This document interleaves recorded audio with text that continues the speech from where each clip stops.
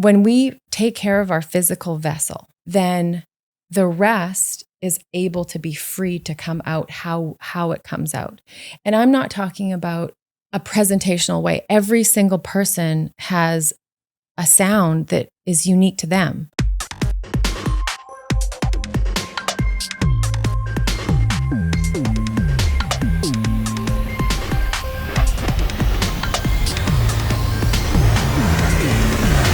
Yeah, I'd like to invite in our hearts and our minds into beautiful alignment and coherence, that the highest energy forms get to flow through us and be put into words and shared for the benefit of humanity, for us and for everybody.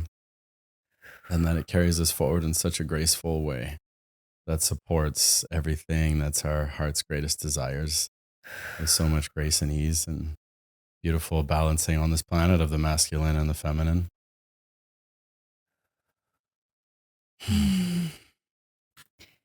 And I feel like I want to bring in deep, deep gratitude for the space we're in, the surroundings, just sort of a sense of peace and well-being, love, and deep appreciation. So thank you, Kevin. Thank you. Yeah. That's the way to start, man. Yeah, this is the way, right? In the cabin. In the cabin. Yeah. Yeah. What a beautiful space you have here. I'm grateful for this space. Yeah. Yeah, grateful to be held by, so much nature, and that we get to tune in with the land. And I always feel grateful for the rocks and the trees and, the sky and the, all the elements. And we've got a cold tub set up outside there in case we need the water element, because it's pretty hot in here today. It's been like record heat in the Okanagan. Thanks for joining me in a bit of a hot box going on here. I feel like it's going to help stimulate the conversation, and we have refreshments, so I think we'll be okay. But kind of feels apropos. It does. Like last new human fire ceremony. We'll get to that. But it's true. Well, and I suppose I should officially welcome you, Andrea. Thanks for being on this podcast and being up for having a conversation in person, which is my absolute favorite. Same. So, really grateful. Thank you. Yeah. Yeah. And I could invite you as well to maybe even you can tune in, and I feel like you're pretty tuned in a lot of the time, but is there anything you want to share about who you are, just to give people a chance to get to, feel you a little bit more? And that could be anything. Don't feel like you have to post a life bio of everything you've done, but you could. And so I'll let you flow with that. What do you want to share about yourself at this stage? My name is Andrea. No, I think what I'd like to share is a little bit of how we met. And then just before that, my passion for kind of how I got to meet you. And so a little bit is I came into acting and performance by way of Vancouver and an acting studio called Railtown Acting Studio. And so I'm an artist and actor, producer that mostly focused my work in Vancouver, and then had an opportunity through commercial work and theater. And then I had an opportunity to come to the Okanagan and continue my passion and build a theater in Penticton with a longtime mentor of mine. And we built it, I want to say, in 2019. So I got to continue and doing what I love to do, but also kind of bring it to the town that I grew up in, which was a small town in the Okanagan. And we just didn't have a lot of artistic, what's the word for it? Education. Like there wasn't an opportunity for me to go and say, oh, this is what I want to do when I grow up, and this is who I want to become. And it was sort of a long journey for me, actually, to become an artist. I didn't really get into it until I took some courses in university, and then I really started by many serendipitous moments as the best of our lives sort of lead us on these journeys, came into it just, sort of serendipitously. So it was a real pleasure for me to bring it back to my hometown and continue this education and opportunity for kids that thought, hey, if I'm, thinking of becoming an artist, but I don't know what that even looks like, and where do I start, and who's doing it? And it's not, for me, especially with film and theater, people have a concept of it, but it's actually, it's just a regular job. Like it's like anything else, or it's an interest, and it was a genuine interest of mine. And I just didn't have anybody around me that I could sort of ask or talk to, or, Yeah. So that's sort of how I ended up back here in the Okanagan, building this theater called Tempest. And it's an acting training school that has theater, some film training, and I'm quite proud of it, actually. So yeah, it sounds beautiful. Yeah, it's a beautiful space. And I still have done several films over the last couple of years, producing, acting. There was one project that we were able to take to Toronto International Film Festival. So there's just a group of us in Vancouver that kind of got together, and it's a beautiful indie film, but it was able to win several awards around the world. So it was kind of nice to make film with your friends and make art with your friends. Yeah. And it's done since very well. So you think, okay, it's a beautiful experience to be able to make art with your friends and then come back to your hometown and kind of offer yourself a service to say, hey, anybody else want to play? Like I'm still figuring out the best way to serve in that sense, and always genuinely interested and curious to help other artists kind of spring from their maybe closeted self, or think, oh, I'm not an artist, I can't do that. How do I express myself in that way? So, well, and especially if you've never been exposed to it at younger years. And I grew up in a small town, countryside, rural Alberta, and there wasn't really theater of any kind in that way. And so I can appreciate that you wouldn't really know if you wanted to do that necessarily if you've never been exposed to some of those things. And then there has to be a serendipitous path to land you where you land. And, I think of my Chinese medicine journey. I didn't grow up with Chinese medicine at all. There wasn't really any of that around. So it did take life, giving me all these different serendipitous experiences to lead to, where it's at now. And the right brain aspect of what opens up through production and artistry and everything else, I think is often dormant in many people, because we have a society that has typically in the past, especially, like, favored the left brain and logic and organized, productivity, intellectual aspects and everything else. And my sense, even though I haven't acted or produced, I shouldn't say I haven't produced any feature films, but doing the New Human events and other events and retreats over the last bunch of years, I'm starting to get a sense of what it takes to put a production together, and then have huge respect for the amount of like moving parts, even though my stuff, I would say, is still fairly simple. But to me, I'm like, ooh, this is complicated, and we want to make it really deliverable and bring big impact and value, but there's a lot of details to look after. And so, I have a lot of like respect for the creation of it, and then the implementation to actually bring something into form into the world as a product or a show or a service, whatever you want to categorize it at, that can open up things in people. And so that's really lovely. Yeah, it's a big, for the events that you're creating, it's the same thing, where I can imagine that you kind of intuit, like, this event that we're offering in October, it's called Regeneration. And I'm curious how you got that name also. I will share. If you haven't talked about it already.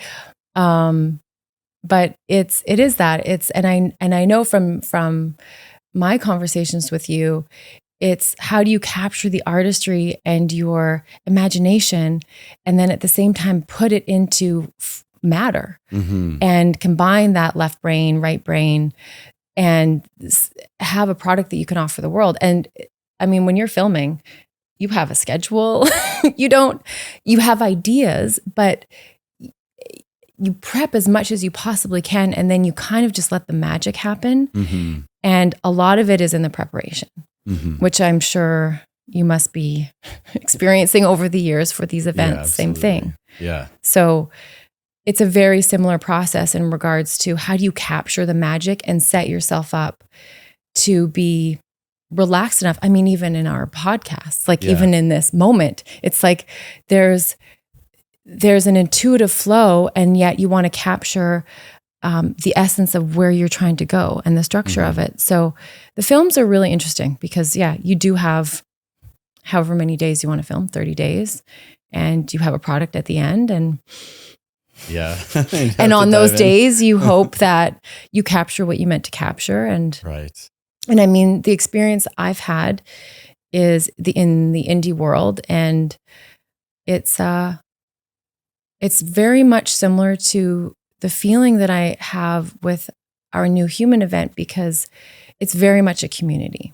And when you start to see, if anybody's been on, I mean, even in a family unit, there's every person has the best of their department and what they're offering, but they come together and almost become one living organism. And the community is incredibly important. Yeah. Because it's, there's geniuses in every department that know exactly what to do. And there's not a lot of crossover. So you trust that head of department to bring their level of expertise, and you're loving what they're bringing. So you think, okay, well, how else do I support you in what you're trying to create? Yeah. So it's all these micro artists that you're creating an opportunity, and almost like the riverbanks you've talked about, to grow into what they're meant to grow into. So that's been my experience in the indie world, and it's and theater, the same thing. So you're kind of planting artists and planting human beings, and saying, how can I support you? There's different. This, the Chinese medicine view and lens that I have for a lot of things, it's taught me so much. But traditionally, if you're building a custom herbal formula for somebody, you are picking different ingredients to put together that create like this synergistic novel effect.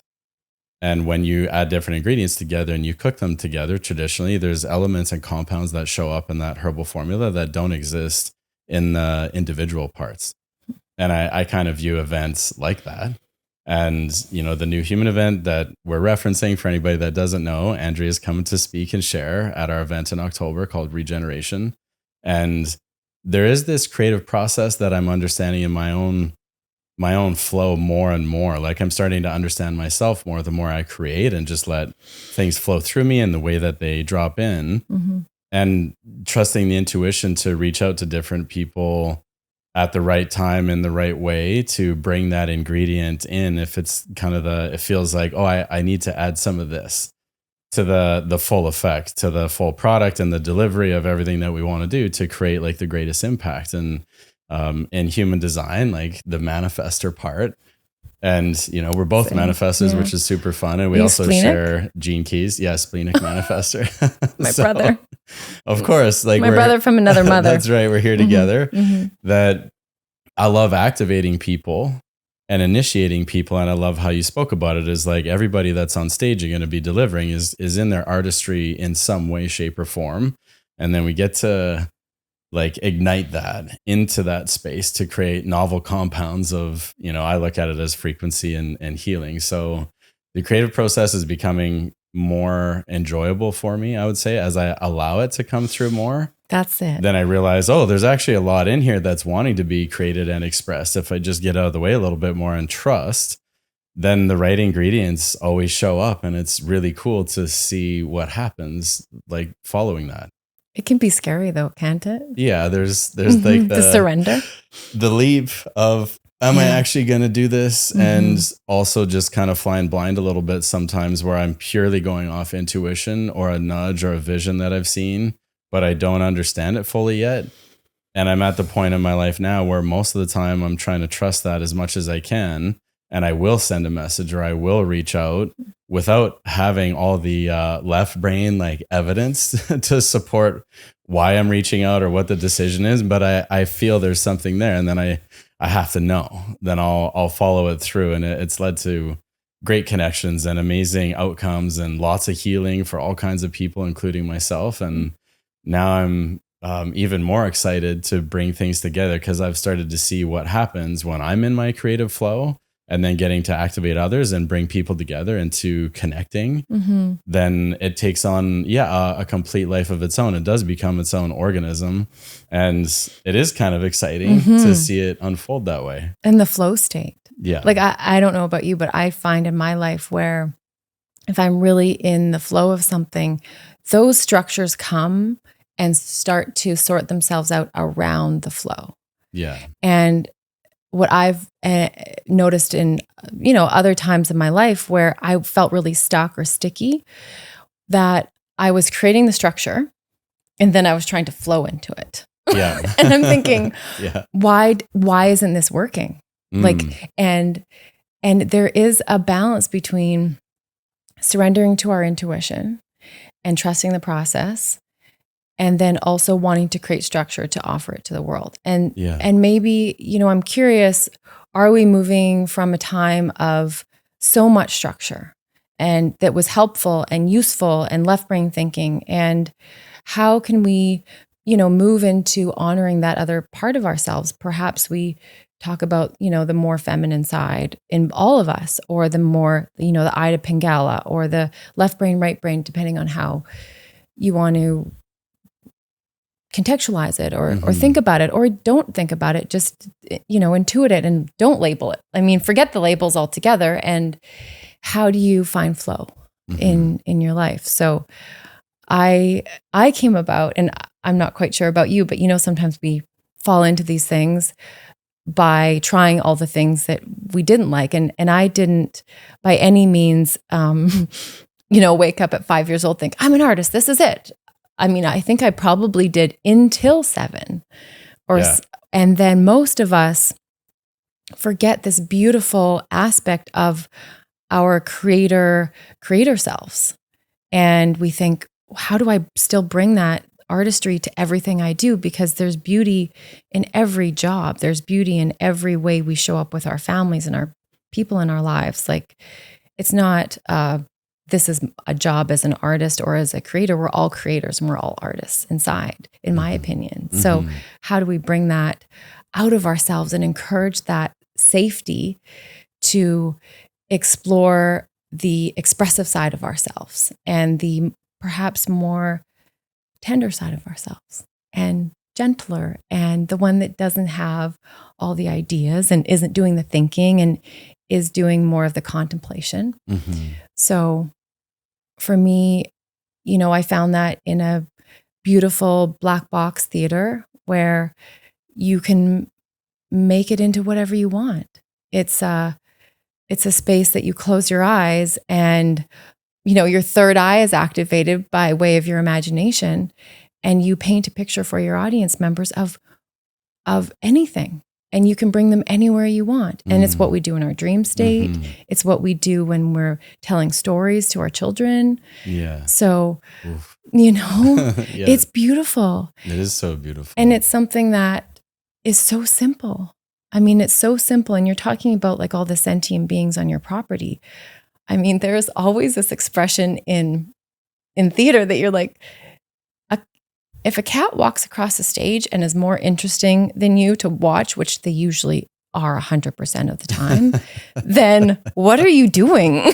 Like, you're not in the moment. I've never heard that analogy before, but now I need to apply that to everything in my life. They're just walking. If I'm not more interesting than a cat walking by. Because, and it's only because they're not thinking about walking across the stage. They're just walking across the stage being a cat. Yeah. I mean, it's a joke because for so long I remember the first performance I did at Railtown Actors Studio in Vancouver. It was a scene, and I was horrendous, and I was so nervous. Like my palms used to sweat before I go on stage.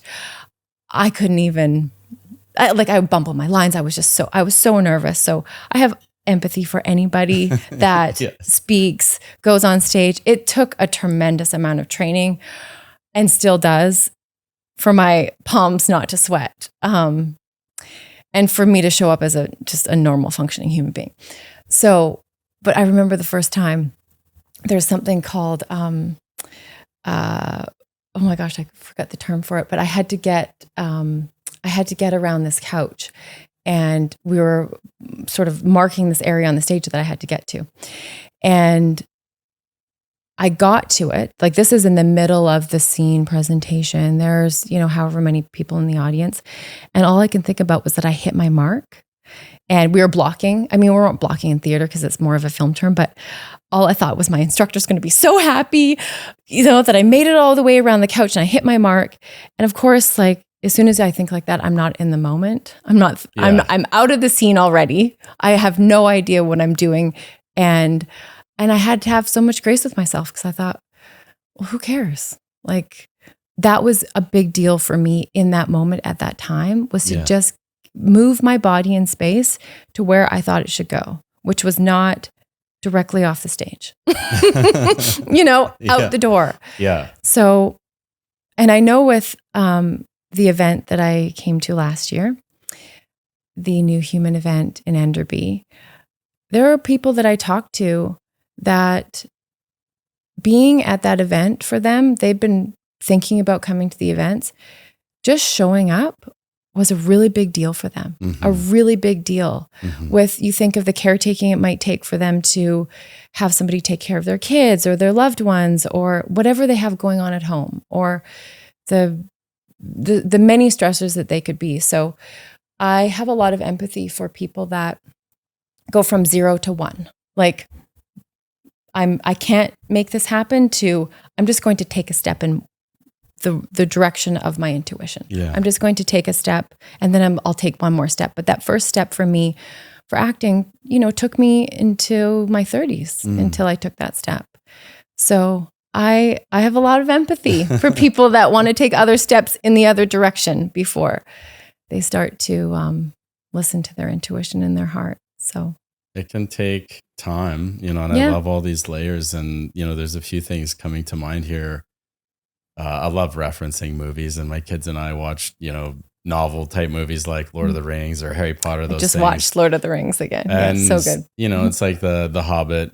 And there's that line in there of like, you don't really know what's awaiting for you, but you just need to step out your front door. Yeah. And that can take a lot of energy and effort in today's world, with all the things to look after or manage, and going to do something that you've never done before, regardless of who you are, what it does, what you've done.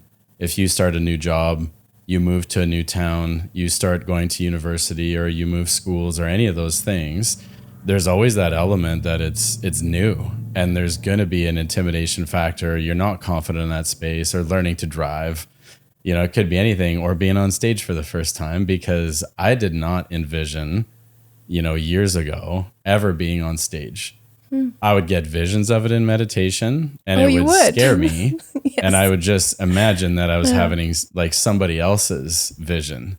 That's not mine. Like, standing on stage in front of huge amounts of people. When was this? How long ago? That probably started in like 2017, 2018. Wow.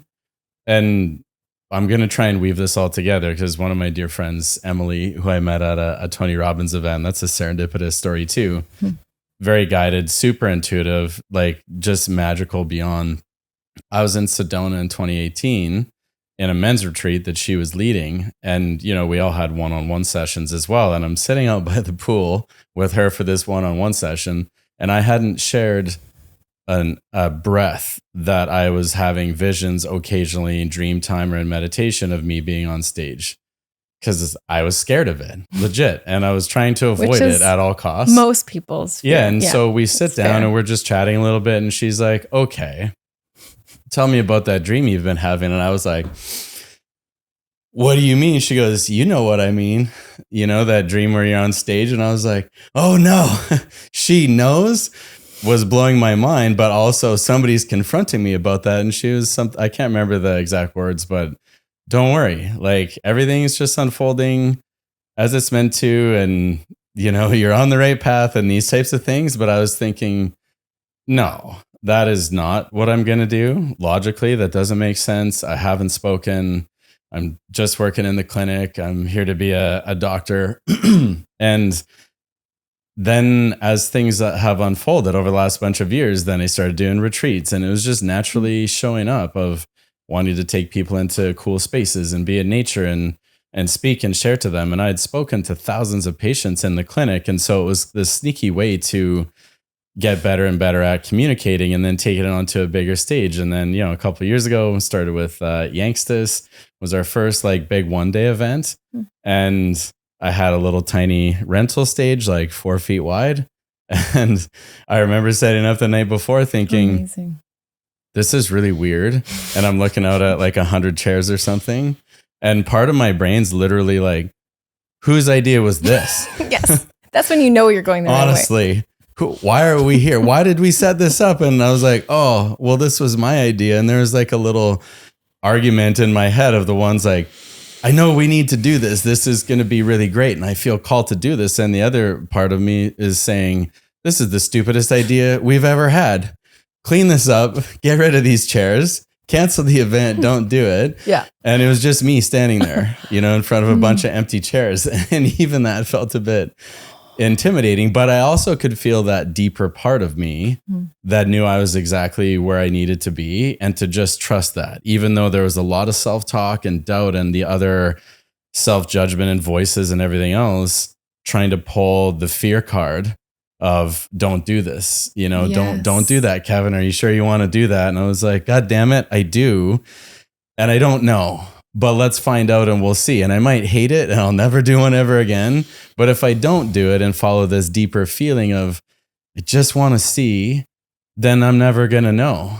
And I don't want to regret that later on. So that's kind of been the leverage for me to like do things that are uncomfortable, is like, well, let's find out. And then I actually really enjoyed it and it seemed to go really well. And I was like, oh, it wasn't as bad. And you didn't die. I didn't die. It wasn't as bad as I thought. And I loved connecting with people. That's another part of what I discovered. And that a lot of healing could happen in one day. And that got me really excited just for the level of effectiveness and efficiency. And then feeling and seeing all the energy of everybody there, being in that like individual aspect of all of them were ingredients, not just what I'm curating to deliver or other speakers and things, but every single person in that space is part of that one organism. And then magic starts to happen and breakthroughs. And then the feedback that I got from others there, even weeks or months later, something happened for them.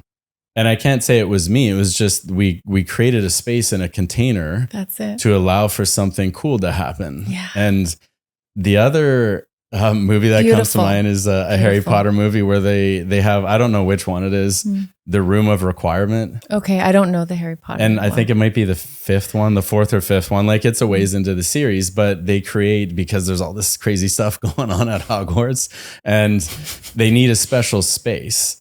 And there's this secret room in the castle called the Room of Requirement. And I have thought about that in my life many times, where when they go in there, they can create whatever scenario, backdrop, props, different things, practice, training that they need. And I started really looking at that as a reference for my life. What if my life was the Room of Requirement? And especially doing event spaces and things like that and really feeling into it. If that's the Room of Requirement for all of us that are going to be there, speakers, participants, everybody. Yeah. What do we need to bring the greatest impact forward? That's it. You know, for all of us, but for the planet. So this event is like the Room of Requirement. Yes. At the next level of there's going to be these things created, which is, I think, logically like why I would want you to come with your voice and share, even though I don't know you that well, but I feel like I do. And do you want to talk about how we met a little bit? And, yeah, and let's weave talk that in? about it. Yeah, so we met through the Gene Keys, a beautiful living transmission from Richard Rudd called the Gene Keys. And it was interesting because one of the members from our group, I was out for dinner with her, with Britt, and she just said gene keys. It was a word that, or two words that I had never heard in my life before. And something happened. And it's usually that, something in the air, or you get shivers on your body, or something happens, like a texture changes in the atmosphere. And that's all it took. I said, what are the gene keys? What did you say? Yeah. I said, what did you say? Can you repeat that? And I said, I don't know. I'm not quite sure what this is. I've heard about this, but I'm quite interested in studying. And you are like, how long have you been studying the gene keys? Maybe 10 years, almost 10 years probably. Yeah. So I'm new to it. I guess, when did we start this group? Last year? Yeah, sometime last year. Last year. Remember, yeah. So I think it had already started and they were looking for one additional member. We needed another ingredient. So that is, and everything in my body said yes. And very similar to that room where I thought, well, I will just figure out what I just said yes to, because my body, I trust my body's intuition, and everything in it is saying, please, yes, join this group. So I had no context, but it's been a really beautiful study for anybody that is not familiar with the gene keys. I will let Kevin be the expert on that, but this study of this living transmission, which I believe is based on the I Ching that Richard Rudd had, almost like a revelatory process through several days and then several years to write this book, is based on your natal chart. And so you can kind of go through and chart, similar to your, I guess, if somebody was reading your natal chart, but I think it relates to the I Ching. And it's just been a really beautiful way to explore the shadow aspects of ourselves and our personality, the gifts that come with it, and then these higher levels of wisdom that are called cities. And how do we dance with each of them in all of these aspects of our lives? And it's just a really interesting way to know ourselves. So that was a new way for me to get to know other aspects of myself and look at myself through a new lens, essentially. So that is how we met. And then you had last year put out an invite to this event, this new human event. And it was one of those things, again, where actually we were going to meet at the end of the year, remember, after our group got together. And on the way there, I saw this bear on the back of a vehicle. And I thought, this is interesting. It feels like this bear belongs to somebody. This was before we were just meeting for our last Gene Keys group. Yeah. And it felt like, I think I remember saying, whose bear is this? And I said, Kevin, was this yours? Like, there's some bear energy coming through. Yeah. And then at the end of that afternoon, you had given us an invite, all of us an invite to the event, because we had just spent however many months going into the thick of everything in our lives and our worlds. And we became very fast, deep friends. Yeah. So we've been sharing time together now for a year or less, about a year. Yeah, I think. something like that. Something just over a year. And yeah, it was a magical time that got me to that event. So again, intuition, serendipity to the next serendipity. And then last year, when I did come to the event, I wrote something out. And you had a really beautiful fire ceremony, which I believe we're doing this year, weather dependent. Yes.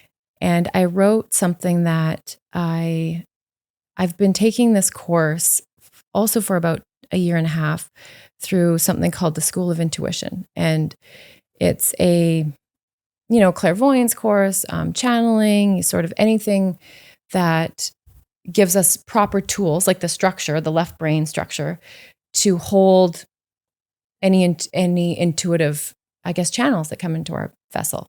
So my mentor, who I've been working with for about 10 years, started to offer these courses. And I thought, oh my gosh, this is so for me. So I I channeled a message, or I wrote down what I was a beautiful sort of transmission, and wrote it out on this piece of paper, and then also wrote my name on this piece of paper and offered it into the fire.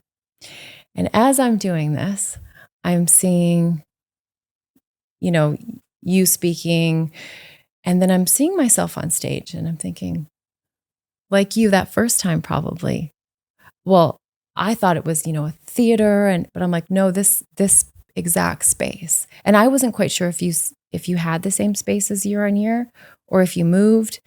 So it was just a vision. It was a quick kind of one of those visions. But you were talking about kind of unloading the backpack, or I can't quite remember, and something you want to work on. And I, instead of just writing, like a simple thing, I wrote my entire name, like my actual birth name. So it was a very birth by fire moment as well. And that's sort of what it's been since, for this last, I would say, year of transformation. So it's a really magical thing to, in theater, we talk about taking off our ego suit. Oh, yeah. And when you go to present yourself or be seen, like you're talking about on stage, we say, oh, there's like the scene of the play, or most people have a fear of not the scene of the play or of your life, but of being seen. Yeah.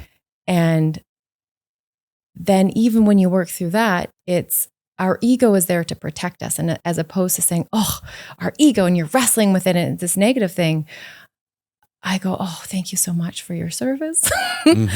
What is the next layer that we can get to?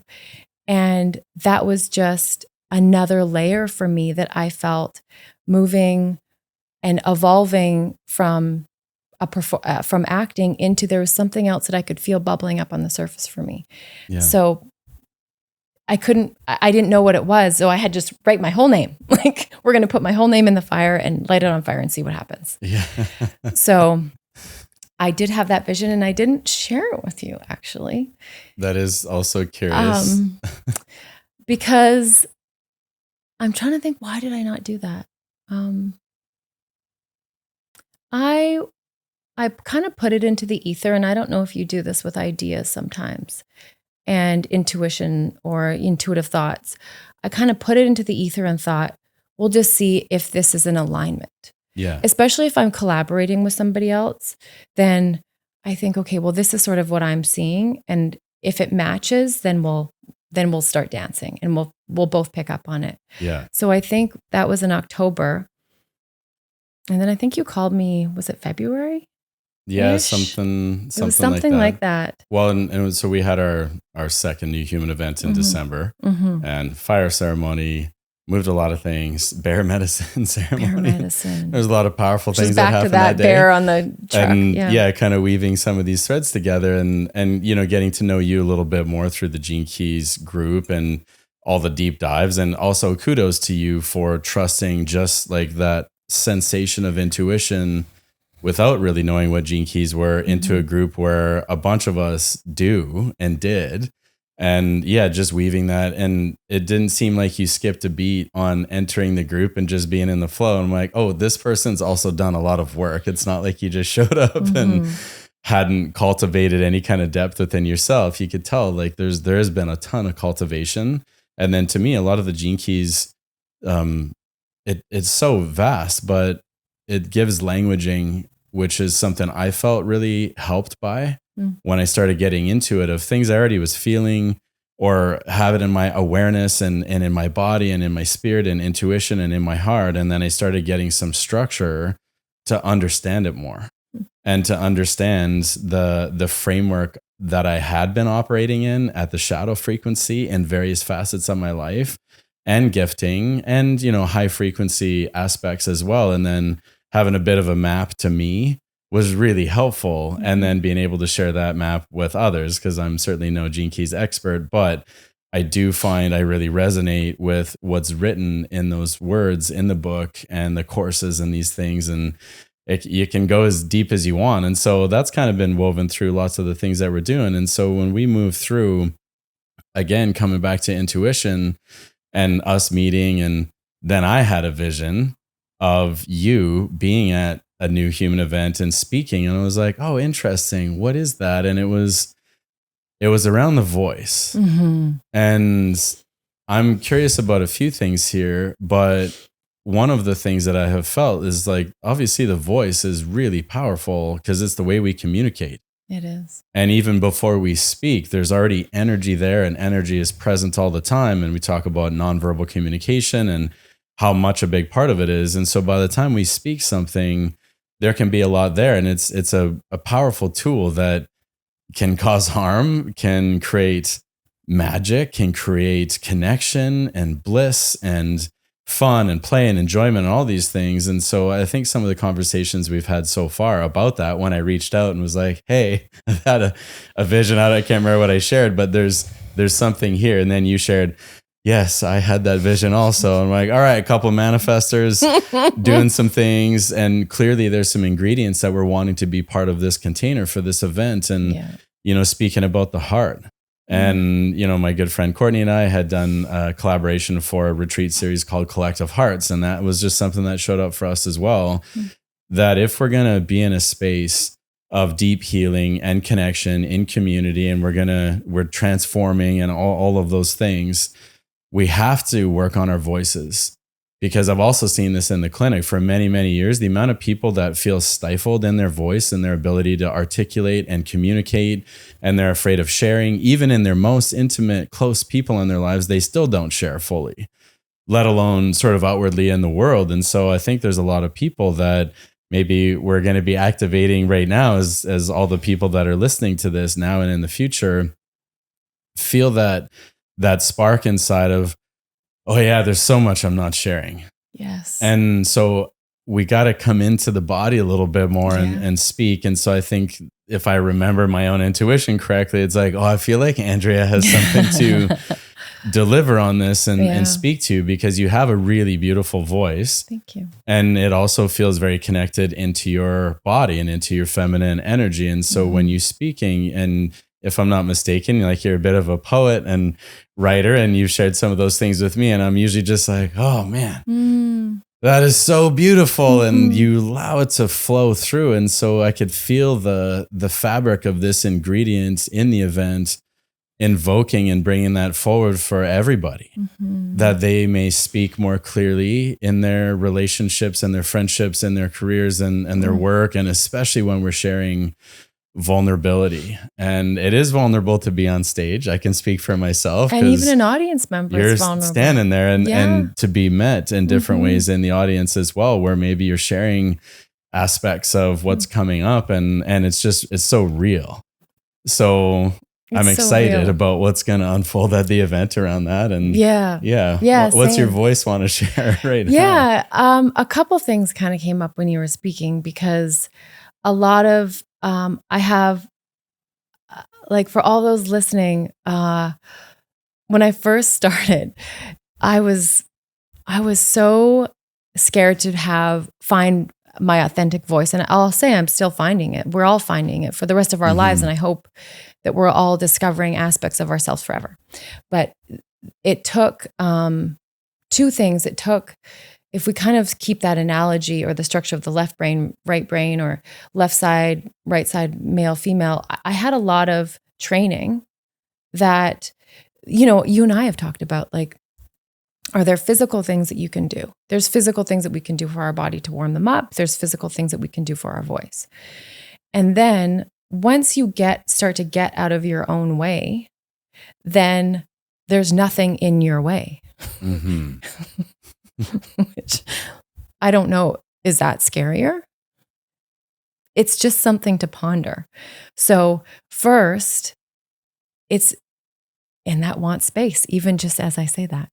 So when we take care of our physical vessel, then the rest is able to be free to come out how it comes out.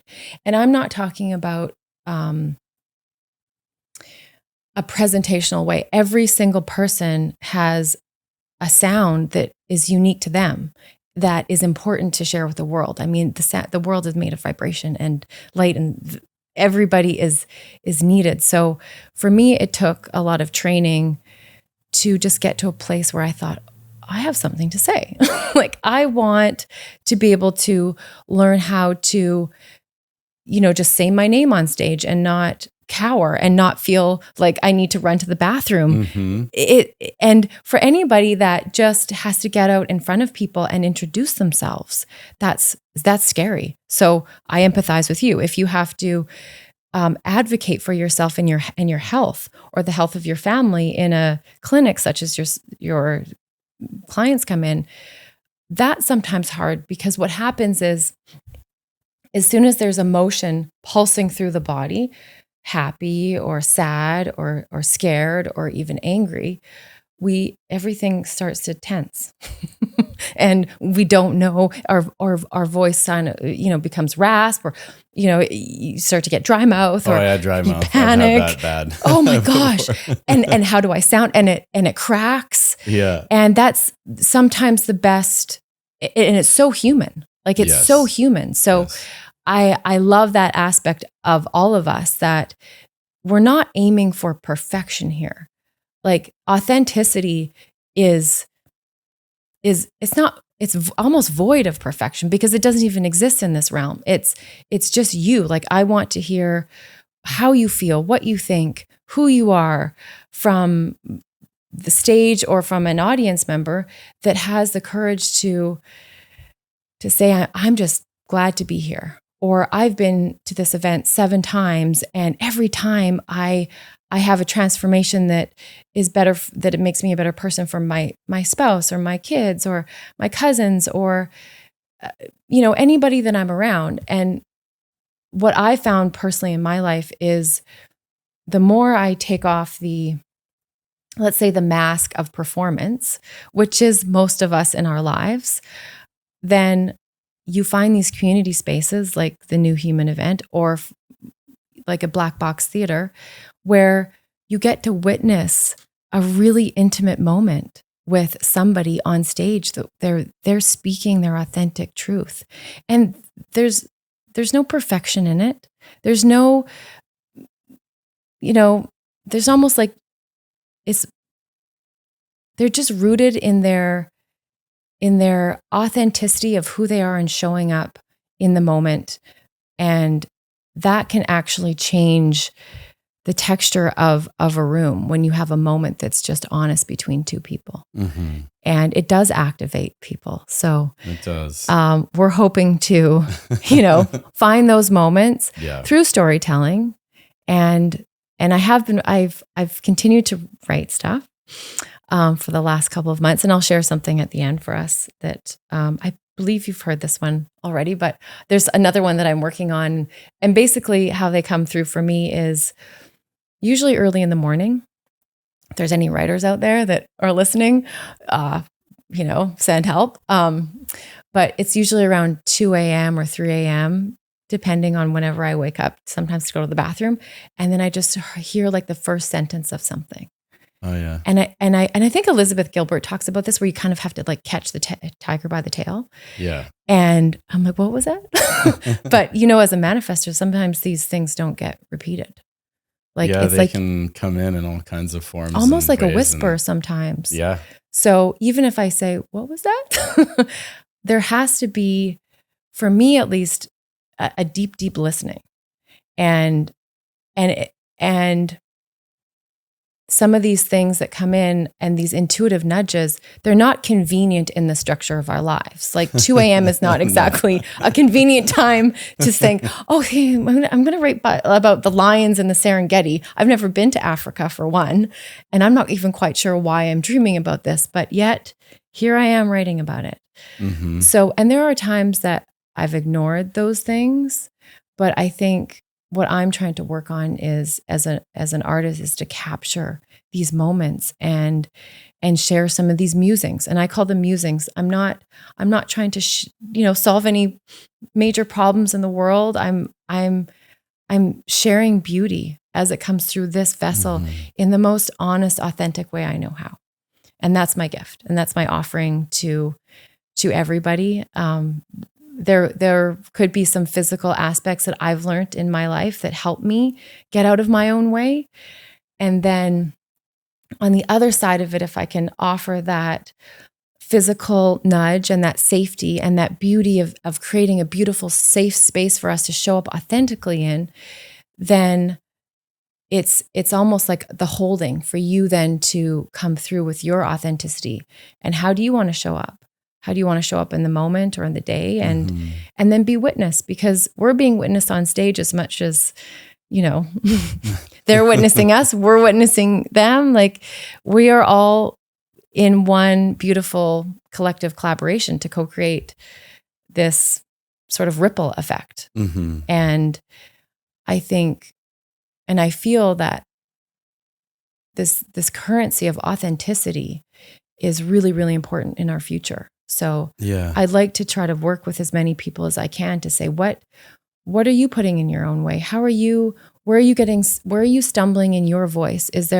Are there aspects, are you scared to get angry? Like, anger is an incredible emotion, but how you act on it is your choice. But there's a fear with programming in society with, for both genders. And how do we explore all these emotions that run through our body thousands of times a day and not suppress them and not think, well, I'm not allowed to allow myself to feel anger or feel joy in this moment. Or even when there's pain and suffering, sometimes uncomfortable laughing comes up. Like, I've had that myself, and I've witnessed that when something is really, really hard and almost like I cannot process this. Overwhelm. There's just this sense of laughter, because you just think, could it get any worse? That is that sense of feeling. And so I just encourage myself, I'll speak for myself, to be curious about those things and not judgmental. Just to say it's okay to have tenderness with ourselves, that we might not understand in the moment what this emotion is and why it's coming up, but to just be a little bit more curious about it and a little bit less judgmental so we can move through it. I find, curiosity is a really good sweet spot a lot of the time when there is a lot of energy moving and frequency moving and sharing. It's like, what if we just get curious and see what happens next? And play. And play in that. And so, certainly from an event point of view, all this I can feel moving through my body. And I'm going to have you scheduled more towards the beginning of the main event, like Saturday. It's, for those that are listening, it's a 3-day event total. Friday's the Wild Heart experience, because there's a lot moving through me that needs to share that day. And we're going to have a bunch of layers. And then the main event is Saturday and Sunday. And so part of the intention with that is to get people more in touch and connected with their voice during the early stages of the event, so that we can use our voices effectively and beautifully to connect in community with ourselves and with others through the rest of the event. That might give us access to something maybe that we're not accessing, because we're going to suspend the judgment. We're going to let a lot of that frequency fall away and just be in that pure space of connectivity. And that might be intimidating for some, but what I have found in these events, because we plan them on all those levels, is that there's a lot of safety there. There's a beautifully held container, which is also one of the reasons we decided not to live stream it. I was going to ask you about that. We were going to do that in the beginning, and we had thought about it, and we've had requests for it, certainly. And it's not that I'm against doing that. However, I'm just trusting, excuse me, talking about the voice.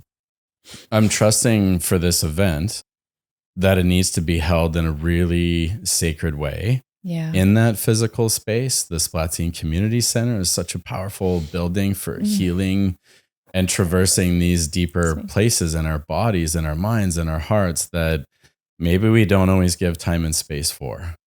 And we don't allow for that to come forward. And so I know we're going to hold that really well. And then the beauty can emerge. And, with what you're saying earlier with writing, when it's flowing through you, and it almost maybe because you're not trying to heal the world with Exactly. what you write. You're just being you. Yeah. And allowing whatever's there authentically to show up on the page or in voice or whatever that is. And to me, that reminds me of the cat walking across the stage. It's not trying to do anything different other than, showing up in that way. And then that's actually where magic happens. It is. Yeah. And I mean, there's such power in just, and I mean, you're doing breath work too, just like taking a breath and feeling safe to be yourself. And how, what I mean by that is, in theater and film too, it's like whatever shows up on the day is important, because when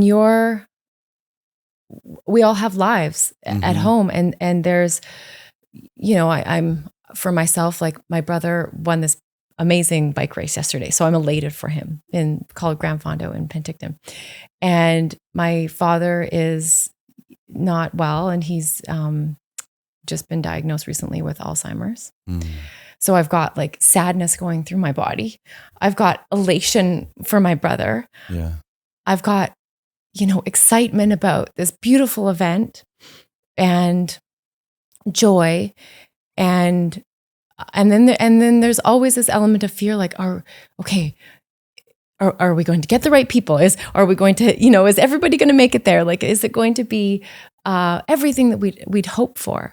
And there's a million things running through our vessels every second of the day. And I've always been trained to say, use it. In the world, we're asked to, suppress it. And you don't talk about that. Like, if I am upset about my dad, I'm upset. If I'm excited about my brother, I'm excited. And you bring it. And on the day, you're going to be different Friday, you'll be different Saturday, and you'll be different Sunday. And in those moments, you'll be different. And so we always say, and what I was trained is, use it. Like, if you're sad about something that should bring you joy, in that moment, you're convincing yourself that you should feel something that you're not genuinely feeling. So there's no, like, come as you are. Just come. That's so beautiful. Like, just, it's we've true. got you. We're going to be showing up as we are. And maybe to weave in the theme of regeneration. Yes. That's part of like the flavor or the essence that's been showing up in wherever ideas drop in and whatever I'm feeling is, one of the gentlemen I worked for years and years ago, I think I must have been like 20, and we were doing construction and building log houses and things. And we had gone to set up this house. And at the end of the day, it was a hard day. I got sunburnt. I had fiberglass insulation stuck in my shirt everywhere. And it was terrible. I'm just going to say that. It was a terrible day. And he said, "Oh, you can use our client's hotel room to shower up." And, I didn't bring a change of clothes. So I got to put my shirt back on that was full of fiberglass insulation on my sunburn back. And, I have a lot of compassion for that version of me. I'm like, dude, yeah, that was a tough day. But I got through it. And one of the things that he said is, make sure that you leave their hotel room better than you found it. And I know that's a common saying, but this is how I feel about healing and relationships. And so every visit I go into in the clinic, my goal is to leave that person better than they found them by the time that hour or 2 hours or 3 hours is up. And same for events. And to me, that's a regenerative aspect of what can we create in a new way at the cell level, at the genetic level, what needs to be sparked or regenerated to a new level. And this is like food and farming and soil. And, Dr. Zach Bush is coming, and he's going to be speaking about these things on some level too, the, regenerative farming and food and sustainability. And I often feel like, how do we do that for our relationships? Yeah. That on a daily basis, because there's things that are going to happen, and it may not happen every day, but over the course of a month or a few years, and all these different time frames, are we leaving it better than we found it when we go to sleep in the evening? And I want to have everybody, speakers included, you and me, at this event, by the time it's done, we'll be left better than we showed up. And we'll have regenerated parts of ourselves that maybe haven't been, fed properly or nourished or nurtured, to have those parts come back online again. Right. So and show by up better, in a new way. may I ask you, Yeah. in a way, just in regards to better, meaning, maybe just, can you say more about that? Just the better aspect of it. I guess when, and I think back to that hotel room, that I wouldn't leave a mess. If we just start there as a really simple concept, that I'm, using the washroom, having a shower, it's their hotel room and I'm just borrowing it for my own purposes, that I don't leave them work to clean up after me. Right. And when I think of the energetic aspects of life, yeah, where do we sometimes get pretty messy? And it's not about not being real. Yeah. But in a relationship, even when a relationship ends, for example, or you complete a karmic cycle or who knows what, and you're moving on, can you leave it better than you found it? And I think I heard Mark Groves say this, maybe at our event or on one of his podcasts. Mark was at the first New Human event. And I think somebody had shared with him, if I get the story right, that it's like selling a home. Before you sell your home, like, fix it up, and leave it in a really good state. So you're passing it on to the next person or the next aspect of life in a good way. And so when in our interactions daily with friends or at the grocery store, it makes me anyway be more mindful of how I'm walking through life, and maybe just treading a little bit more tenderly or treading a little bit more lightly, where I'm not disrupting others in my life. I'm showing up intentionally and in my heart, and whatever's there is allowed to come through in my own emotions and everything else. But as we regenerate ourselves daily, our cells are turning over all the time. We're not always doing that consciously. And so if you find yourself in a relationship, anybody that's listening, you might be feeling this of, have you become complacent in tending to what needs to be fed and watered and nurtured in that dynamic with the other person, or maybe within yourself? And if you're not doing that, then you're not going to be showing up in the full capacity that you can for yourselves and for others and your community and your mission, whatever it is. So if we're going to drop in together at this event, that's part of my intention for the whole group, is that we get deeply fed and nourished in all kinds of ways, not just the beautiful food that we'll be eating, but the energy, and that my heart may nourish everybody else's, and vice versa, that I get filled up as a facilitator and a visionary to, drop this in and bring it into matter. And a bunch of us get to be in that and play and fun and joy and co-create, that all of us actually get to improve how we feel, maybe physically, health, issues, illnesses. Some of that may just drop away because really cool things happen in spaces like this. Yeah, magic. Or a new insight, a new perspective on something that you are now looking at in your life that you're seeing in a really new way now. Yeah. And suddenly there's an opening in your life that is completely refreshed. And you're leaving, stepping your foot out your door after the event, and you might have a new compass direction. You might have a new bearing. And that direction may actually bring you much more happiness and fulfillment and authentic connections in life. Well, it sure brought me here. That's for sure. I'm grateful for that. Yeah.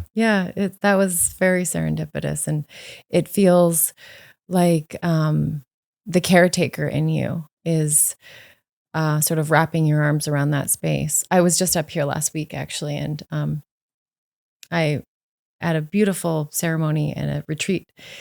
And I always ask now too, which I didn't always. So forgive me, but I do now. Before I take a plant or something off a tree, I ask permission. And sometimes it says, no, thank you. Yeah. So I move on to the next one. But I did take a flower and put it in the fire circle as an offering. I kind of planted it in there. There were a bunch of coals. And I also asked permission from a couple of people that were outside of the community center that day. And I said, would you mind doing this? I'm not quite sure what has gone on in the fire ceremony, or, if you've been using the space, I just would like to do an offering. And yeah, it's just the vision of that came up because of you kind of wrapping your arms around that community center and wanting to, the doctor in you wanting to improve people's lives through your medical practice and then through hosting these incredible events. And my offering is almost like the yin yang of that. It's sort of the messy and the come as you are and do like the magnetizing of your the messiness of our lives, that we can bring that in and surrender it and let it burn in the fire and let it surrender at our feet and see what's possible through regeneration. And absolutely.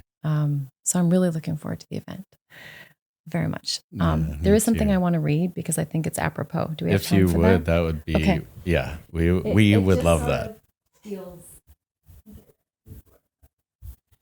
I'll just leave everyone with my musings. So bear with me as I get a sip of water.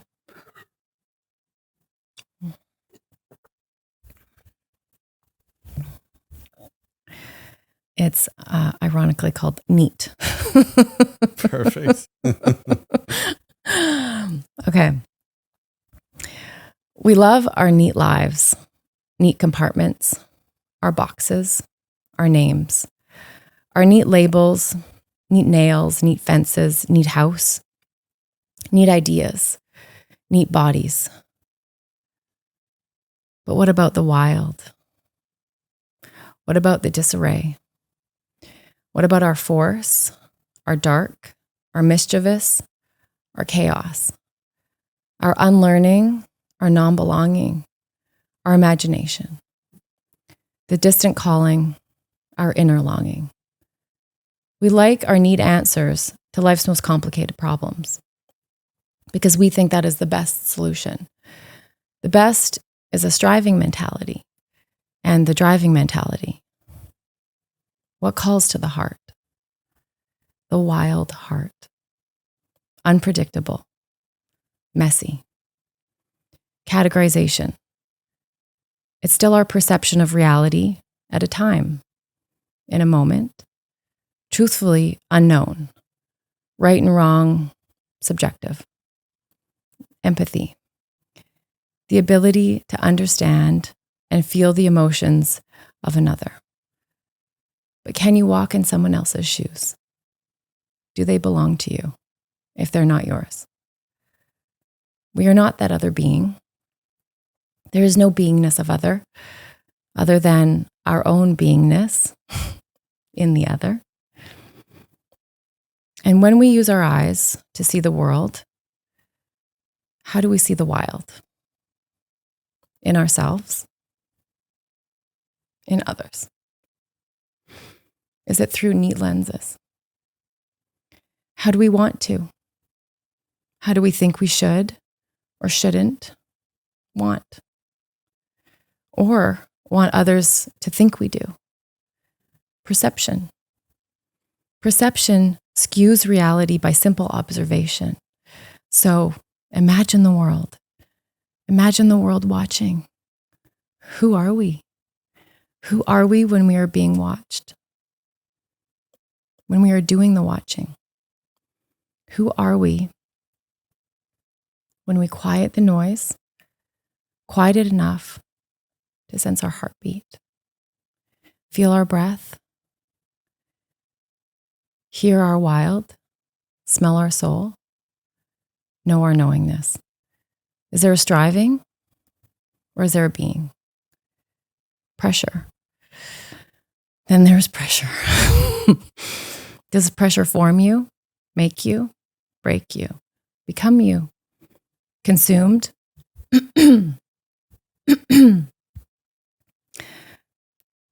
collapsed, indifferent, scared, intrigued, refined? Society demands pressure to evolve. Evolution is inevitable. So Let's be in evolution. Love the revolution. Center the convolution. Break the dissolution. Welcoming the infusion. Reveal the mission of effusion. Exhibit the unique protrusion. Calling back inclusion. Because striving causes realigning.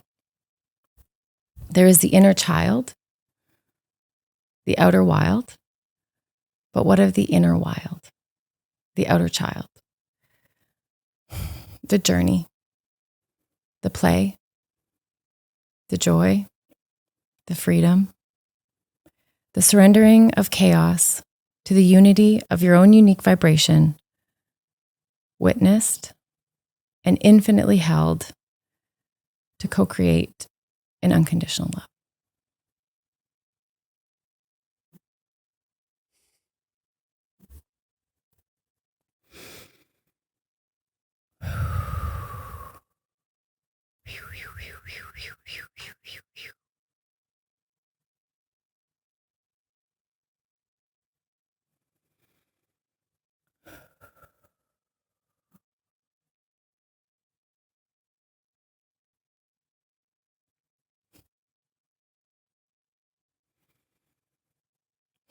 Thank you.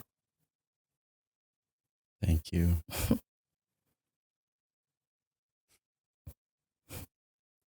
I'm not sure I need any words. Leave that beauty being felt and witnessed in this space, and sending lots of love to everybody. And thank you for your heart. Yeah.